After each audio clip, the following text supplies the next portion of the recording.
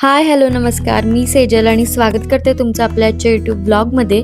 तर आज आपण बघणार आहोत उखळ, त्यानंतर ही आहे चूल, हा आहे पाटा वरवंटा, हे आहे पोळपाट लाटणं.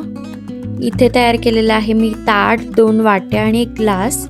इथे आहे जातं, ही आहे फुलांची टोकरी. त्यानंतर इथे मी कढई तयार केलेली आहे आणि त्यामध्ये 1 चमचा ठेवलेला आहे आणि सूप.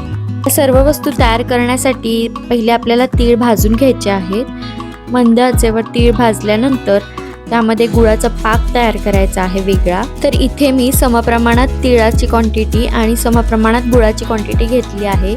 1 वाटीभर तीळ तर त्याला 1 वाटीभर गुळ असं प्रमाण मी घेतलेलं आहे.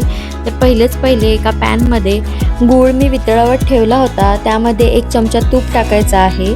त्यानंतर गूळ जोपर्यंत पातळ होत नाही तोपर्यंत चमच्याने तो ढवळायचा आहे आणि त्यानंतर गुळाला 2 ते 3 उकळ्या आल्यानंतर पहिले पाण्यामध्ये तो गूळ टाकून चेक करायचा की तो व्यवस्थित झाला आहे की नाही. तो पाण्यात टाकून त्याचा गोळा तयार होत असेल तर आपलं मिश्रण बरोबर झालेलं आहे.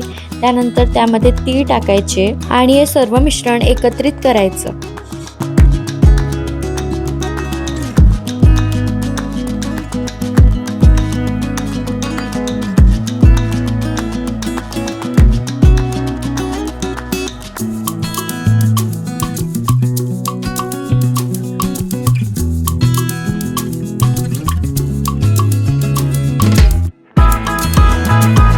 तर इथे जे पहिले मी तयार करणार आहे ते म्हणजे पाटा वरवंटा. तर त्यासाठी मी गरम गरम तीळ आणि गुळाचं मिश्रण घेणार आहे. त्याला त्रिकोणी आकाराचा पाट्याचा शेप देणार आहे. त्यानंतर छोटासा त्रिकोणी गोळा ठेवून त्यावरती आपण वाटण तयार केलेलं आहे आणि हे शेवटला मी तयार करते आहे वरवंटा.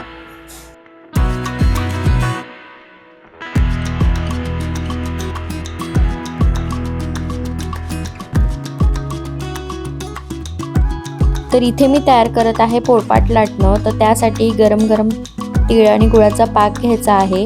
त्यानंतर ते गोल करून घ्यायचं आहे पोळपाटचा आकार देण्यासाठी. त्यानंतर मी इथे करत आहे लाटणं. त्यालाही लाटण्याचा छोट्या आकाराचा आकार द्यायचा आहे.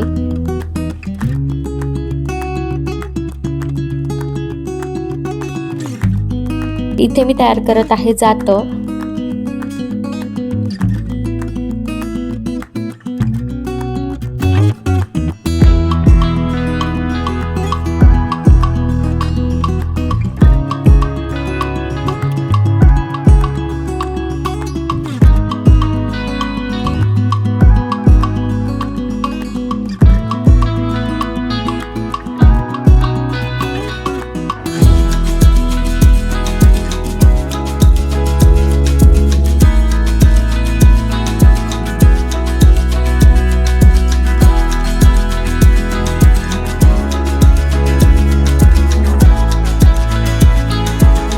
त्यानंतर इथे मी तयार करत आहे 1 मोठं ताट, त्यामध्ये 2 वाट्या आणि 1 ग्लास.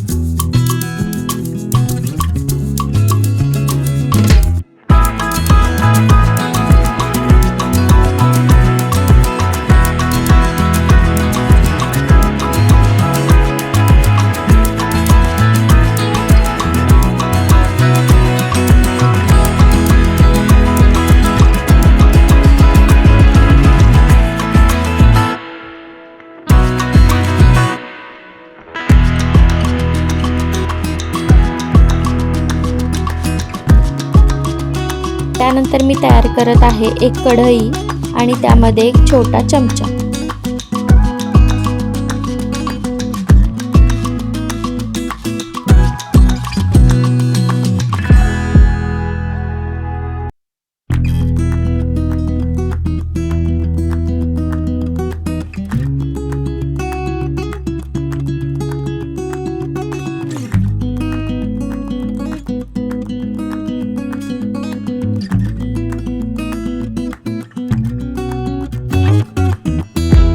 इथे मी तयार करत आहे सूप.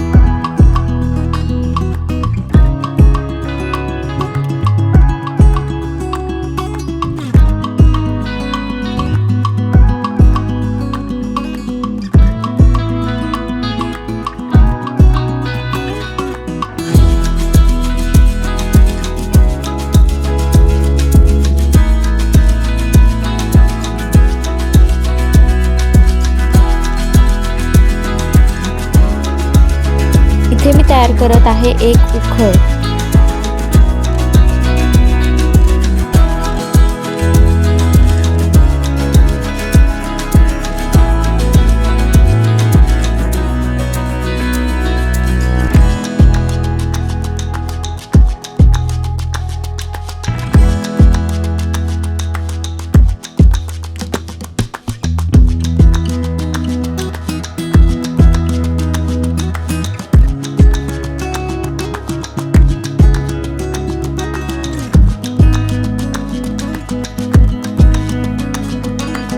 इथे मी केलेली आहे चूल.